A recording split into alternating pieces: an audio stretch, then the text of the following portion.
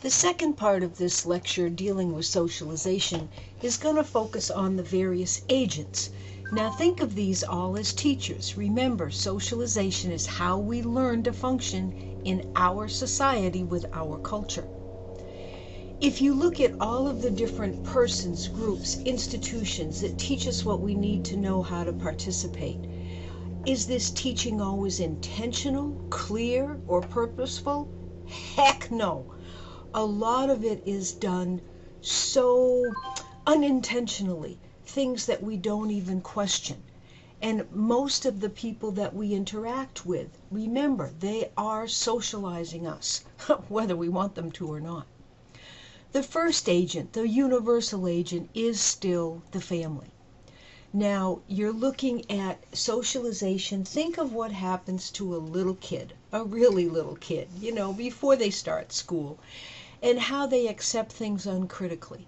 It's the family that still gives us a great deal of our social position, our emotional support.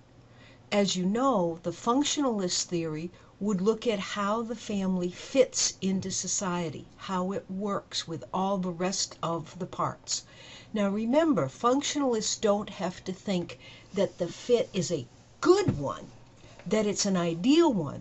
What they are focusing in on is to try to see how it fits, even if it's something that they may not agree with. The conflict theorists, again, as your book talks about, really focuses on the family as being the first one to pass on class structure, to pass on inequalities. Think about what happens to little kids, and probably through no fault of their own.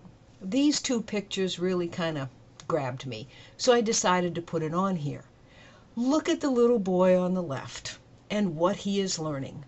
Now, chances are he picked that up from a number of agents of socialization, but at this age, I still think it might have been from the family first.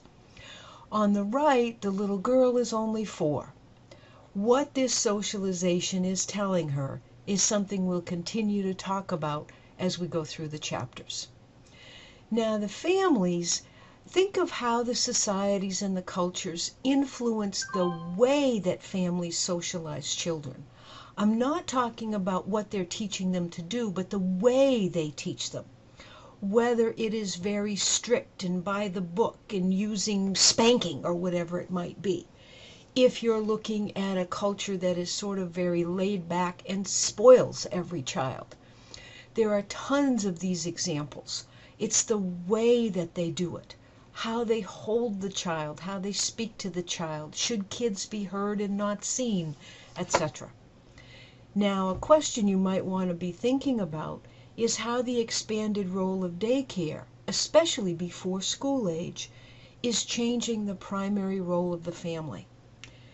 If more and more children in a society, and let's take the American society as an example, are spending the bulk of their time in daycare, so that from 7 in the morning until 5 in the afternoon, they are in the care of an institution or of caregivers other than their family.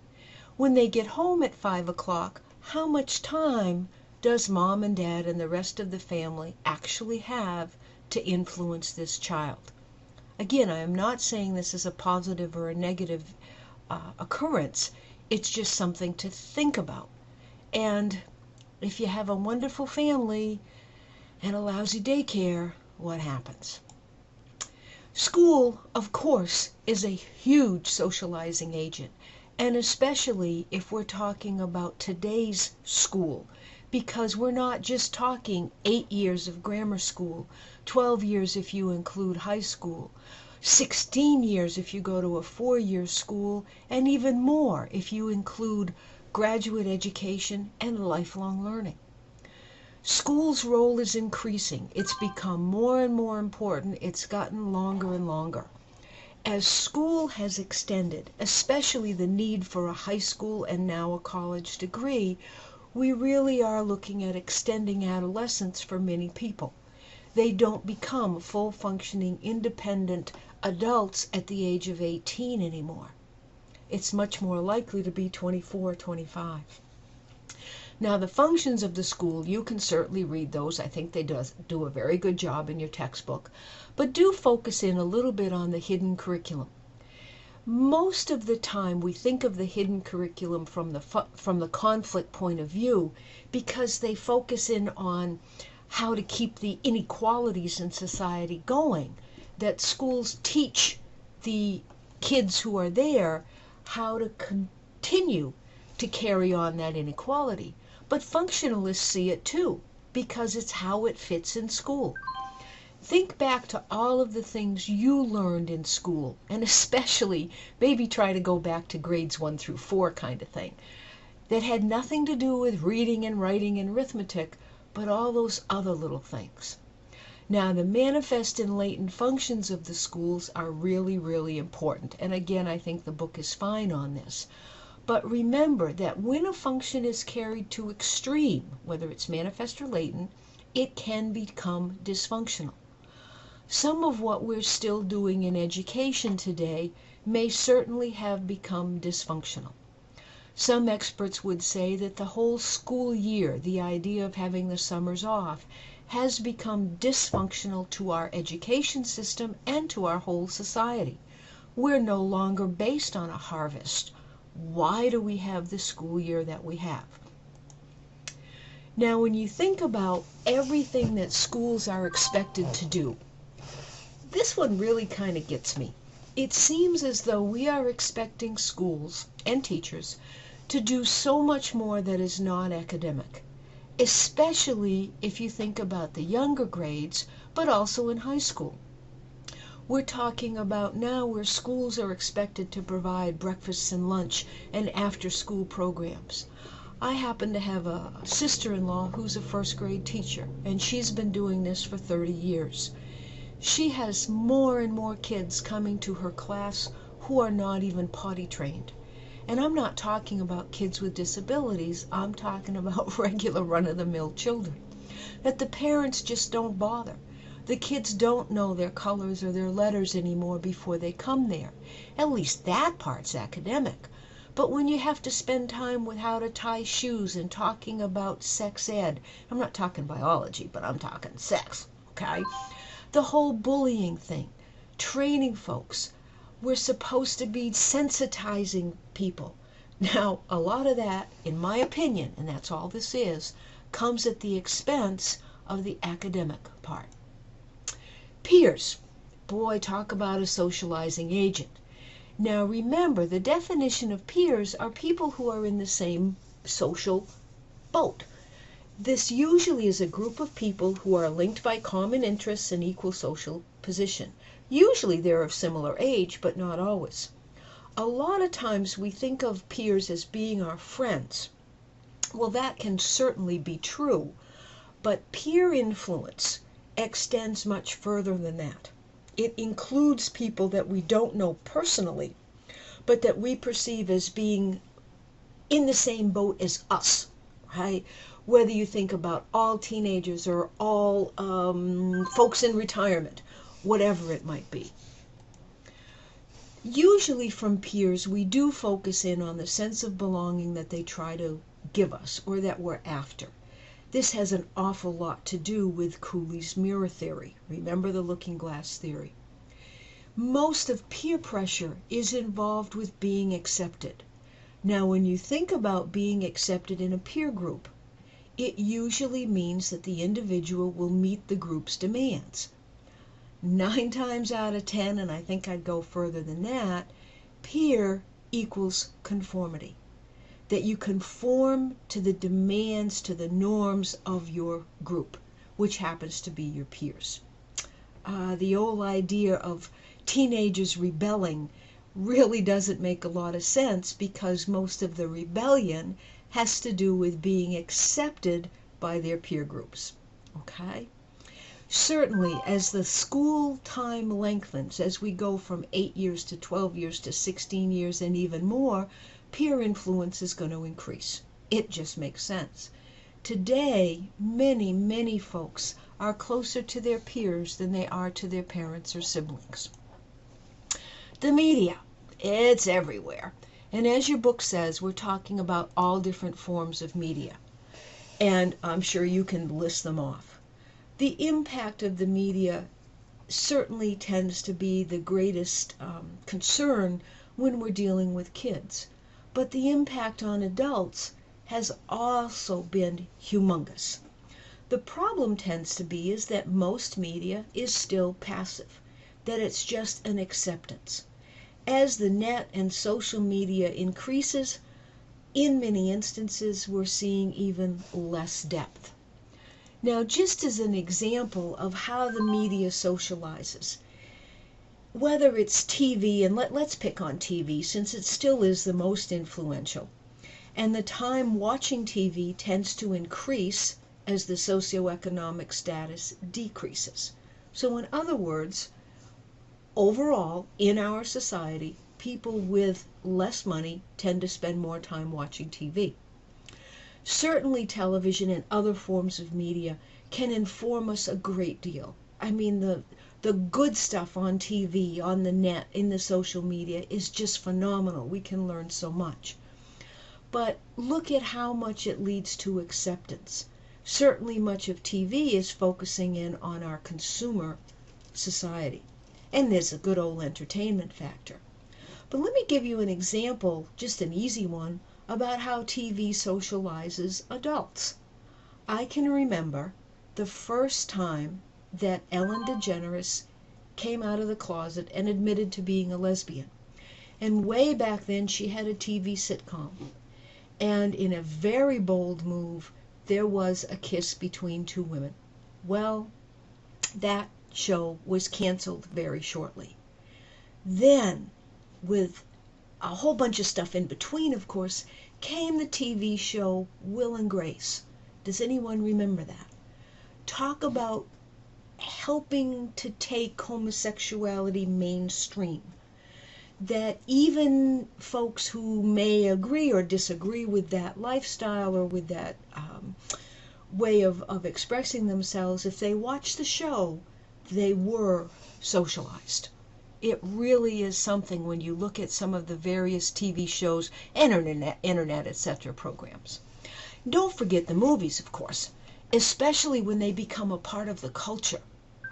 If you look at some of the movies that have become iconic, have become linked with our culture, if somebody says Star Wars in America, we kind of know what they're talking about, and we can go back and back. When you think about religion, some books include this as a separate agent of socialization. Now, again, not focusing on the theology of it, but of the social impact.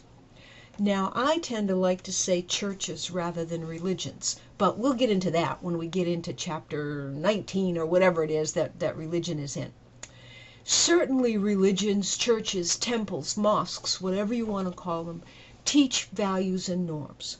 All societies across the globe have religions. They have some kind of organized belief systems that deal with the supernatural. Now note, especially in American society, that even if it's the absence of religion that people are pushing, that people are espousing, whether they're atheists or something else, that still does teach values and norms. Now again, we'll focus in on this one when we do the chapter on religion separately. As we go through the semester, please keep this general socialization chapter in mind, because we're going to focus in on a chapter on gender, a chapter on race, a chapter on class. So when you think about the different agents of socialization, do they act the same? Do they teach the same lesson to boys that they do to girls, to blacks that they do to whites, to young that they do to old, etc.? Here's a question for you. When and how did you make the decision to go to college? Think back on what aspects of socialization, what agents of socialization might have influenced you. Now for me, I was the first one in my family to go to college. Heck, the folks that brought me up didn't even go to high school. Of course, this is a long time ago. They were children of the Depression. Actually, they were young adults in the Great Depression. But as I was growing up, even though they never made it past high school, and in some cases never made it to high school, it was taken for granted from the time I can remember that I would go to college. There was no question, there was no discussion. That's just the way it was. So my family, as an agent, and my teachers at school certainly socialized me. The thought of not going truly never entered my mind. So think back and see if you can come up with the same kind of explanation and link it, make it personal. Now, as we know, socialization is lifelong. From the day we start till the day we end, and who knows what happens after that. It's not over when someone's an adult. Now, hopefully the hard part's already been done about language and norms and social identity, etc. And it's why kids who move to a new culture, to a new society, tend to have it a little bit easier as they're being socialized. For adults, they have to relearn things. Now, hopefully, as socialization continues once someone is an adult, there's a little more thought and awareness to it. But not always. Let's face it, we don't stop and think about it all the time. If you think about socialization by age group and by careers, this really should make sense. Anticipatory socialization, when you're learning something to prepare, you're learning something to get ready. When the little kid is playing soldier, you wonder, is he socializing in order to join the military? For many of you in this class, my guess is you are doing some kind of anticipatory socialization, taking this class just to get ready for a particular career, to move on to the next stage, etc. That's all anticipatory socialization, getting ready for the next step. Now, some of the examples, whenever you get a new status, a new position, and we're going to talk about that more later as well, you are going to undergo some socialization. Look at the list on here between college, marriage or a serious relationship, parenthood, careers. As you move into each one of those or away from each one of those, do you see how you are socialized? Be ready to give me some specific examples. When you walked into college, when you got married or moved in with your significant other, did some socialization take place? My guess is it did. Status influences norms. What norm, remember that's an accepted behavior, is okay in one position may not be in another. What you could do hanging out with your friends is not what you can do in your career as a nurse. And you usually have to learn that through socialization. Again, we'll be talking more about status in a bit.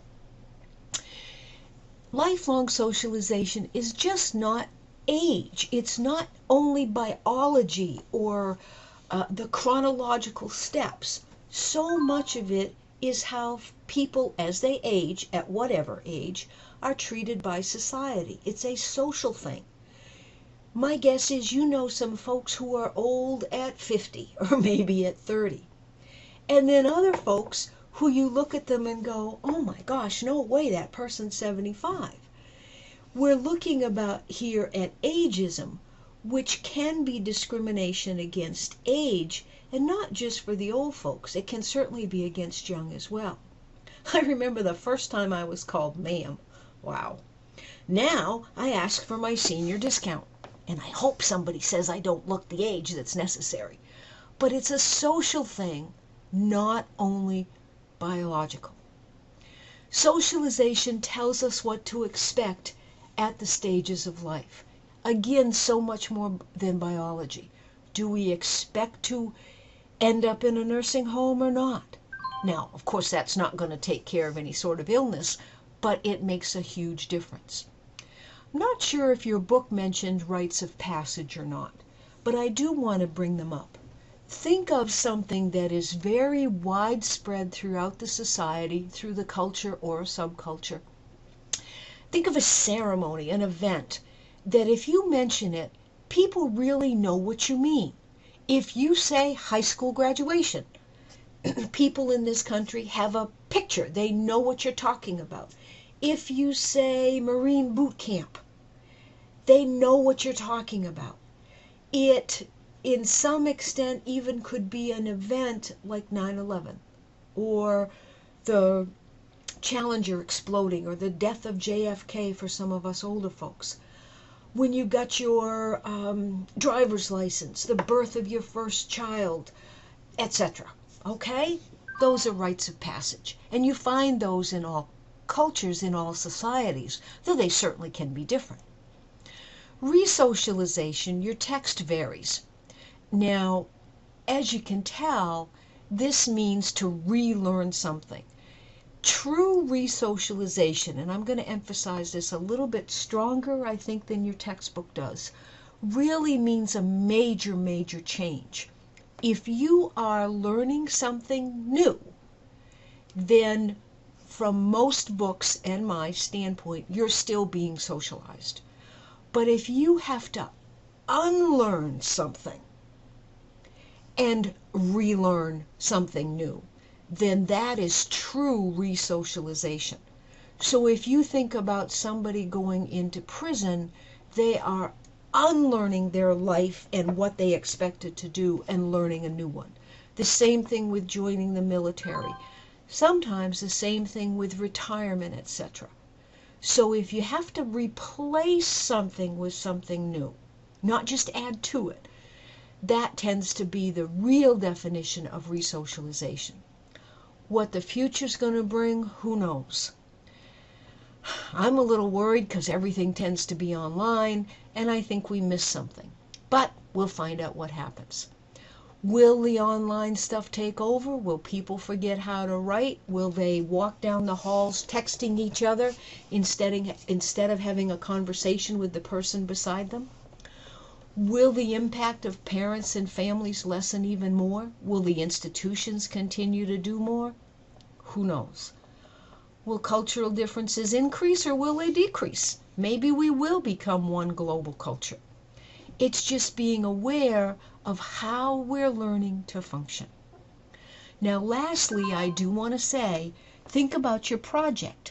Make sure that you're bringing all this kind of stuff in on your project. Take care. That ends chapter 2. That ends part 2.